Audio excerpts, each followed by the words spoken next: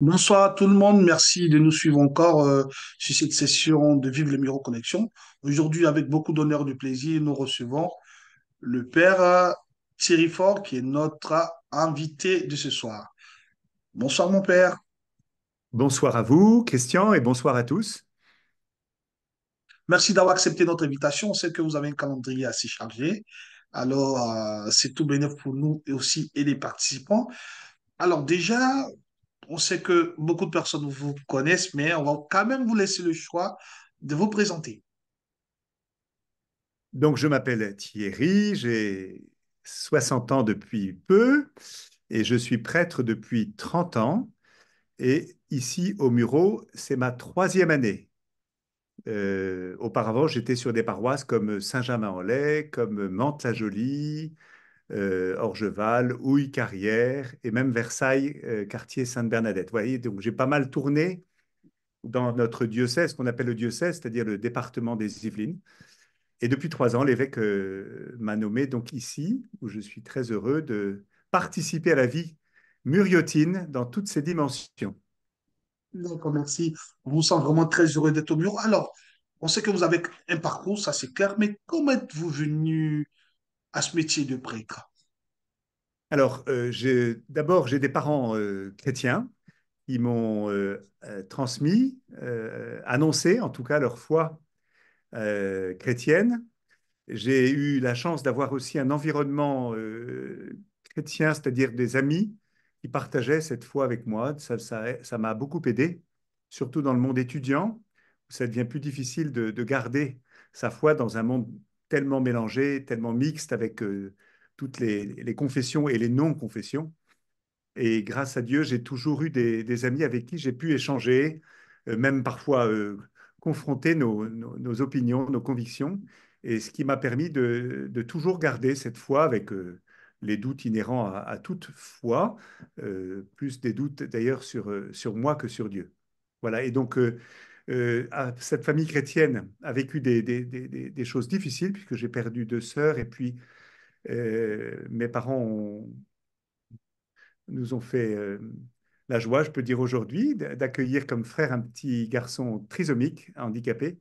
Et Jean-Luc nous a permis de rentrer dans un monde, le monde de l'handicap, qui moi m'a permis en tout cas de m'engager très très vite, très tôt. Et par cet engagement, jusqu'en Côte d'Ivoire, où j'ai vécu dans une communauté de l'Arche, c'est une communauté qui accueille des personnes avec un handicap.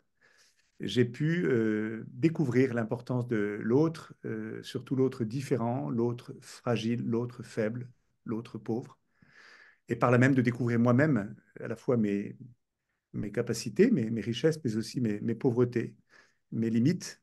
Et cette école de vie, on va dire, m'a permis, après des études d'ingénieur en électronique et informatique sur Paris, de décider de devenir prêtre, de sentir en moi un appel très fort, plus fort que toutes les résistances que je pouvais présenter.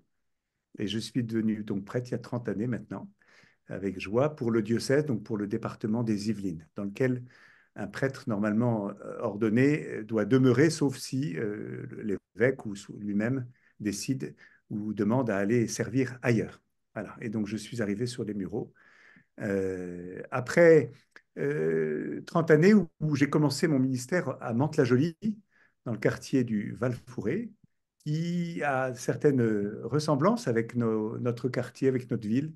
Ce qui fait d'ailleurs que j'ai bien connu les Mureaux à ce moment-là, il y a seulement 30 années, et que je peux dire aujourd'hui de manière extrêmement convaincue, et j'espère convaincue par tous, que les Mureaux ont changé, et que cette ville s'est transformée, et que j'ai presque pas reconnu, d'ailleurs, quand je suis revenu il y a 3 ans. Et c'est avec joie Alors, que 30 j'observe années, cette ville en transformation. ah oui, effectivement. Alors, 30 années, c'est quand même pas mal d'expérience, hein. Alors, Oui. vous, en tant que prêtre, quelle est votre mission? Quel est votre rôle? On aimerait bien savoir. Alors, la première mission que j'ai, c'est d'être témoin et d'annoncer l'amour de Dieu, puisque nous croyons chrétiens que Dieu se dit par l'amour qu'il a révélé à travers la personne de Jésus, il y a 2000 ans, et à travers toute cette histoire qui l'a précédé et qui l'a suivi, jusqu'à aujourd'hui, nous sommes témoins que Dieu nous aime et avec beaucoup d'humanité dans cet amour qui fait que nous sommes des hommes et des femmes capables, et encore plus capables quand on reçoit cette grâce de la foi, de grandir en humanité et d'aider les autres à grandir en humanité. C'est ma première mission, c'est de grandir en humanité avec les autres et d'essayer de les aimer à la mesure dont Dieu les aime, c'est-à-dire infiniment.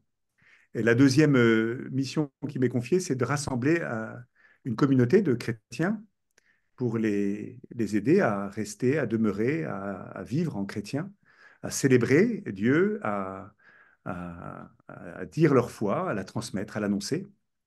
Et puis ma troisième mission, c'est d'enseigner, de former ces chrétiens, des plus jeunes aux plus âgés, sur la parole de Dieu, sur la Bible, sur l'histoire de notre foi chrétienne, sur l'Église, mais aussi en restant attentif à ce que cette foi ne soit pas déconnectée de leur vie, de notre vie ici particulière, au Muro, évidemment, comme vous le savez. Alors, vous avez parlé de quelque chose de très important. Vous avez parlé des communautés et de vie sur le territoire des Mureaux. D'accord. On va parler du bien vivre ensemble sur le territoire mureautain. Vous l'avez dit tout à l'heure. On sait que nous sommes sur un territoire où il y a beaucoup de communautés religieuses dont vous faites partie naturellement. Alors, quelles sont vos implications dans les différentes actions du bien vivre ensemble et comment vous impliquez aussi votre communauté dans les différentes actions du bien vivre ensemble sur le territoire muruyota.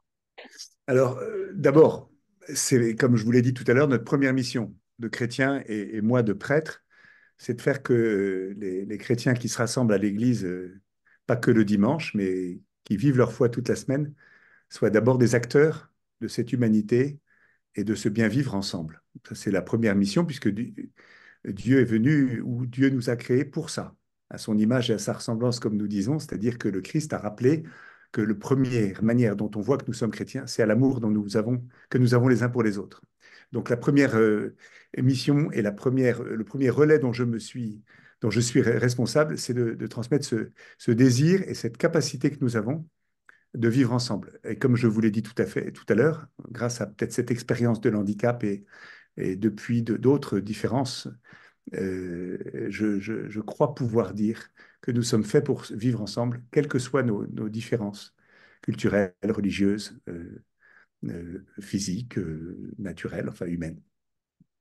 Et donc, d'abord, on en est les premiers artisans par notre vie de chaque jour, y compris dans notre travail, dans notre famille, dans nos associations ou dans notre vivre ensemble au sein de la paroisse et autour de nous. La deuxième, c'est de me faire le relais quand il y a des initiatives qui sont prises par d'autres, la mairie, des associations, les mosquées, le Rocher, qui est une association qui est sur notre ville, sur notre paroisse particulièrement, et de m'en faire le relais en y étant présent. C'est-à-dire, je ne peux pas uniquement dire aux gens d'y aller si je n'y suis pas. J'essaie d'être présent le plus possible. Et c'est vrai que je peux dire que j'ai été baptisé d'une certaine manière le premier jour de mon arrivée ici au Muro, le 1er septembre 2020, quand je suis 2021, pardon, quand je suis arrivé ici, et que ma première activité du matin, après la messe célébrée à l'église, ça a été de me retrouver avec le PTCE, entre autres, avec tous les acteurs de la ville en transformation, comme je disais tout à l'heure, dans l'espace des habitants, où une promo d'HEC venait rencontrer cette ville à travers tous ces acteurs. Et j'étais à une table où il y avait des acteurs religieux, et j'étais à côté de Mohamed, qui est l'imam de la mosquée Salem, et à côté de Nonge, qui est le pasteur de la communauté évangélique des Bougiemont. Et d'emblée, avec l'école, la mairie, le préfet, les transports, la santé, le premier jour où je suis arrivé, la première heure où j'étais sur les bureaux, de manière étonnante, providentielle pour moi en tout cas, j'ai été comme impliqué dans tout ce qui se vivait sur les bureaux. D'abord admiratif et ensuite participant pour être peut-être après un peu interrogatif de tout ce qui se vit, de tout ce qui se fait. Mais en tout cas, d'abord en y étant présent. Et c'est vrai un des lieux où je peux dire on vit particulièrement entre confessions différentes, se vivre ensemble, c'est nos rencontres régulières avec les représentants des deux mosquées, donc Salem et Tariq Ben Saïd, et les pasteurs des communautés évangéliques dans un dialogue ou en tout cas une écoute mutuelle très simple et qui a le mérite d'exister avant même de savoir entrer en dialogue. On essaye, mais on est d'abord capable de se rencontrer, de s'écouter, de se respecter, de s'apprécier. Et ça, c'est énorme. Voilà. Avant même, après, je pourrais citer d'autres initiatives que nous avons ou que nous cherchons à encourager. D'accord. Alors, tout à l'heure, vous avez parlé du PTCE. On sait que vous participez beaucoup aux activités du PTCE et tout cela. Alors, au départ, quand vous êtes arrivé, vous avez parlé de certaines interrogations. Naturellement que les différentes actions du PTCE ont répondu à vos interrogations. Mais vous, aujourd'hui, en tant que responsable religieux qui participe aux différentes activités du PTCE, comment est-ce que vous présentez le PTCE, soit à vos communautés ou aux autres? Comment est-ce que vous parlez du PTCE après quand même un tour d'horizon sur les différentes activités du PTCE auxquelles vous avez participé? Alors, j'ai pas besoin de le présenter parce qu'il est connu. C'est ça qui est assez impressionnant, c'est que, et là, vous n'êtes pas connu comme PTCE, mais je crois, enfin, pas immédiatement, mais comme à travers les initiatives que vous portez et que vous accompagnez. Et vos personnes, que ce soit vous, Christian, Anne-Denise, Jean-Marc et d'autres, sont des personnes qui sont vraiment partie prenante et de manière visible, de manière connue, je trouve, de la ville des Mureaux. Et donc, je n'ai pas besoin d'en parler presque. Euh, je suis sensible à ce que vous permettez dans tous les domaines aux personnes de se rencontrer, de s'écouter, de se respecter, d'apprendre les uns des autres. Euh, Nous aussi, dans notre paroisse, je suis très marqué, comme cette ville des Mureaux, peut-être par son côté religieux hétérogène, hein, de bien des manières. Il y a une attention, je trouve, assez impressionnante les uns des autres, que ce soit ici dans le centre-ville où nous sommes situés, nous, plus particulièrement avec l'église Saint-Pierre-Saint-Paul, mais beaucoup dans le quartier de la Vigne Blanche et des autres quartiers des Mureaux où j'entends et je vois quand j'y suis présent que la vie ensemble se passe le mieux possible. Je crois pouvoir dire, et les événements récents que nous vivons aujourd'hui, du drame du Moyen-Orient, mais aussi de début juillet, avec les conséquences qui ont été très apaisées, en tout cas, moi j'ai envie de dire réfléchies, mûres, permettent de penser que ce vivre ensemble, il est vraiment existe, il existe et il est bien encouragé, je pense, aussi par le nombre d'associations qui participent à ça, à ce vivre ensemble. Euh, dans ma paroisse, je suis très attentif, comme prêtre, à vivre les choses que de manière descendante, c'est-à-dire pas être à l'initiative de tout. Je suis entouré d'une équipe d'animation paroissiale, de laïcs, et puis d'une communauté de responsables sur la paroisse avec lesquels et par lesquels je suis acteur de ce vivre ensemble, déjà au sein de la communauté et plus largement grâce à tous les chrétiens qui sont investis dans leur travail, dans leur monde associatif, dans le sport, dans les loisirs. Mais je tiens à ce que notre, notre responsabilité du vivre ensemble, elle ne soit pas verticale, oui. On ne décide pas de vivre ensemble. Et on ne propose pas des choses uniquement de manière verticale, mais on tient compte de ce qui se vit déjà. On rencontre des gens qui sont acteurs partout où se vit quelque chose d'intéressant, de riche ou de plus difficile. Et puis après, de fait, oui, on apporte notre dimension, nous, une dimension chrétienne, une dimension religieuse ou une dimension philosophique ou anthropologique pour permettre à, à ce qui se vit d'être encouragé, de trouver du sens, peut-être de traverser des moments plus éprouvants, plus difficiles, d'être plus fort que parfois les événements ou la situation quand elle nous impose parfois d'avoir peur ou d'être méfiant ou d'être trop prudent. Je trouve que notre foi nous aide, en tout cas elle m'aide à ne pas avoir peur et à toujours répondre présent dès lors qu'il y a un appel à plus de vie, plus d'amitié, d'entente, plus de paix. On essaye en tout cas de le vivre comme ça.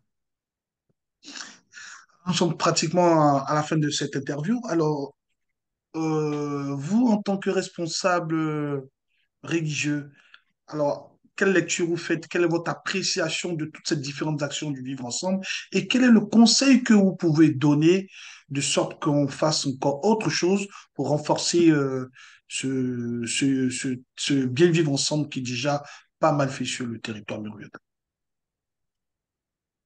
C'est difficile de répondre à la question. Je ne veux pas énumérer les choses qu'on a faites depuis seulement 2 ans et demi et quelques mois où je suis là. J'ai juste envie de dire que ce qui me marque, ce qui n'est pas le lieu d'un conseil, c'est plus le lieu d'une constatation et d'une interrogation que je porte. C'est de me dire, on est dans un monde multiculturel au Murau.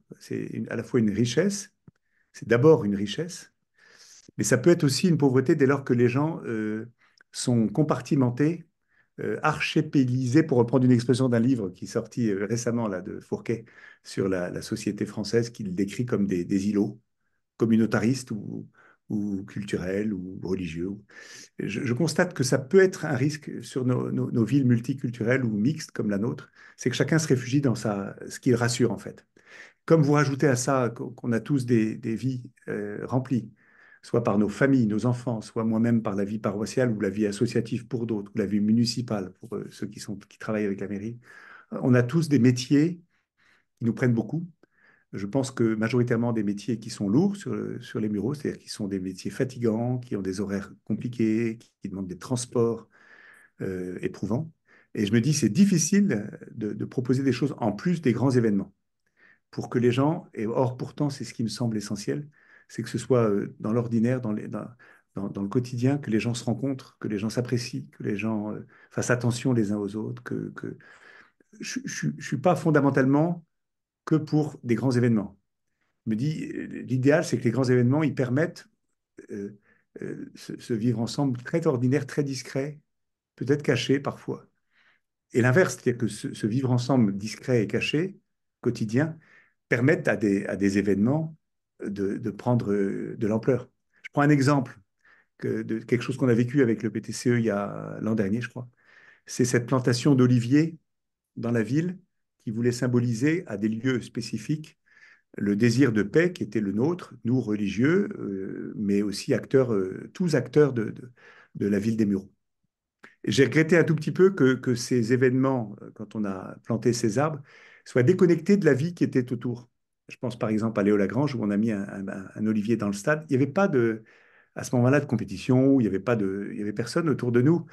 Je me dis, il faut qu'on voit comment faire pour que lorsqu'on est bien inspiré, parce que je trouve que c'est une belle inspiration, on, on- on soit bien empathique, bien proche, bien connecté, bien articulé sur ce qui se vit pour que ça prenne, quoi, tout simplement. Parce que si on fait des événements qui sont beaux et inspirés, mais qui sont pas habités par ce que vivent les gens déjà ou ce qu'ils pourraient vivre mieux, plus, on va saupoudrer de beaucoup de choses belles. Et par contre, je pense que ce que j'ai vécu avec ce que je vous ai décrit de la première expérience que j'ai vécue à ma première heure d'arrivée au bureau, là était vraiment les tables avec les différents acteurs de transformation de la ville des Mureaux étaient tenues par des habitants, par des jeunes. On voyait qu'en amont, il y avait du travail. Là, ça a été un événement qui a dû résonner à la fois pour nos visiteurs et puis pour la preuve, pour moi, qui était parmi les nouveaux, là, dans ceux qui arrivaient. Et là, il y avait une belle réussite, je trouve, je pense à la marche de la lumière, quand dans la nuit là, du mois de mars, dans les Mureaux, là, il y a vraiment un travail en amont dans les écoles, dans les patros, dans les associations, dans les clubs, dans les paroisses, et puis qui fait qu'autour d'un même événement, mais avec une préparation, avec ben, les gens se sentent motivés d'y être et le petit feu d'artifice qui est ce temps à Belleville devant le château, là, ben, donne à voir une belle communion, si je puis dire, entre nous tous, parce qu'il y a eu vraiment cette bonne connexion des acteurs, des gens qui étaient impliqués, de ceux qui avaient l'initiative, de ceux qui le mettaient en. Et bon, je donne ces deux exemples, hein, mais il y en aurait d'autres. Merci beaucoup, Père Thierry. En tout cas, nous avons été très heureux d'être en votre compagnie pour cette interview qui prend fin. Merci d'avoir accepté notre invitation. Allez, nous redonnons la parole pour la suite de cette rencontre. Bonne soirée. À suivre.